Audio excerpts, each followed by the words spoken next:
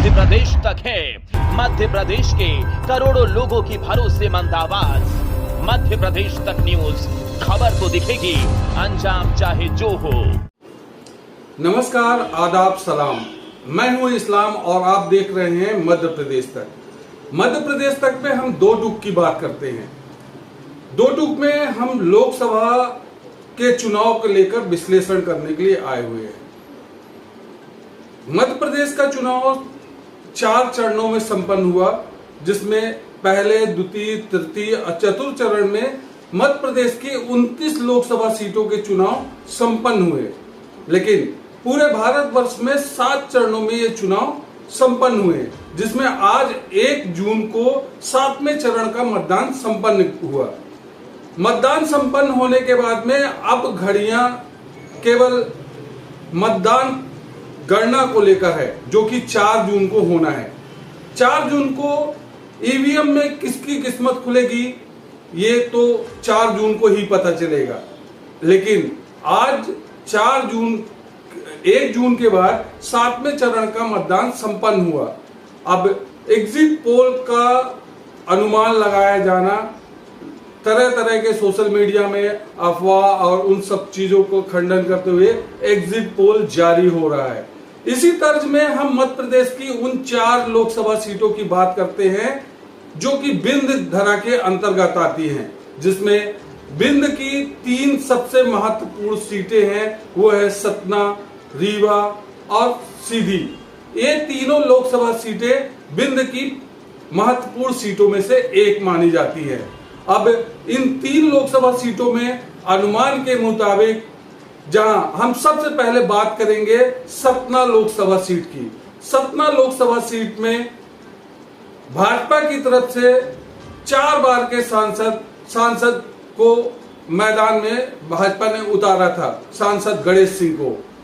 तो वहीं कांग्रेस ने 2 बार के विधायक सिद्धार्थ कुशवाहा और डब्बू को मैदान में उतारा था।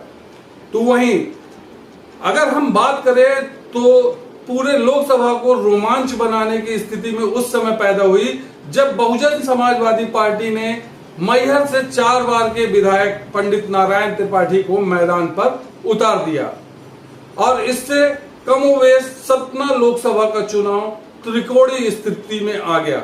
लेकिन 26 अप्रैल को जब मतदान हुआ, उसके बाद कयास लगाए जा रहे थे कि क्या होगा, किस करवट उठ बैठेगा। लेकिन सतना लोकसभा का चुनाव कई मायने में महत्वपूर्ण माना जाता है, क्योंकि सतना लोकसभा सीट वही सीट है जहां से मध्य प्रदेश में विधानसभा चुनाव के दरमियान सतना के सांसद को विधानसभा चुनाव भाजपा ने लड़ाया था और कमोबेश वो चुनाव लगभग 4,500 मतों से हार गए थे।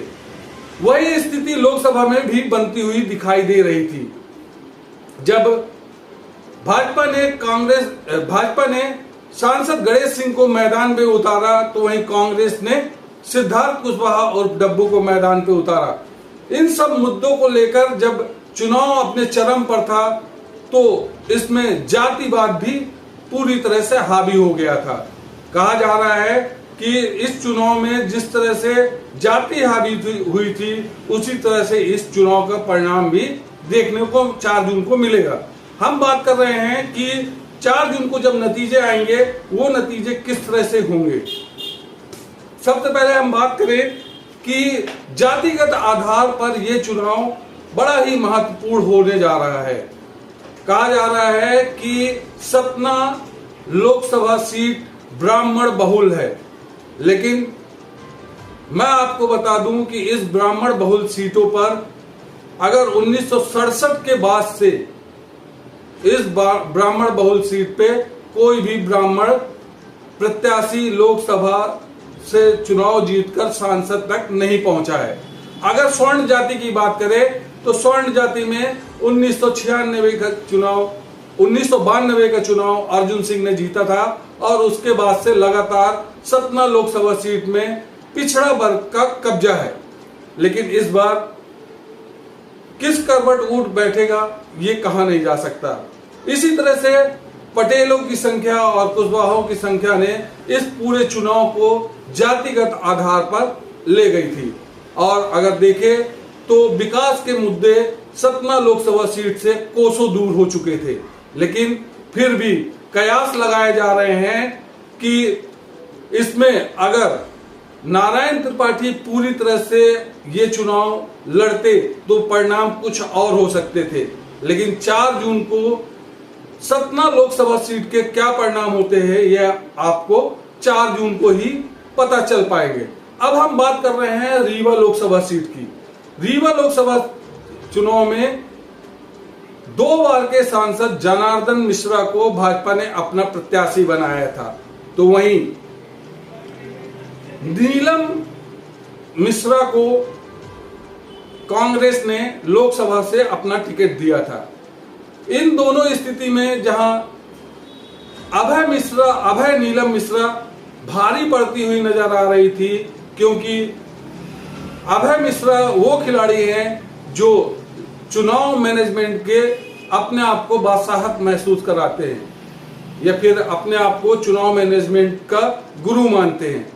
चुनाव किस तरह से लड़ा जाता है ये पूरे लोकसभा में या फिर इसके पहले 2023 के विधानसभा चुनाव में अभय मिश्रा ने बता दिया था। अभय मिश्रा सिमरिया से विधायक है, वो भी कांग्रेस की सीट पर। अभय मिश्रा ने केपी त्रिपाठी को चुनाव में हराया था।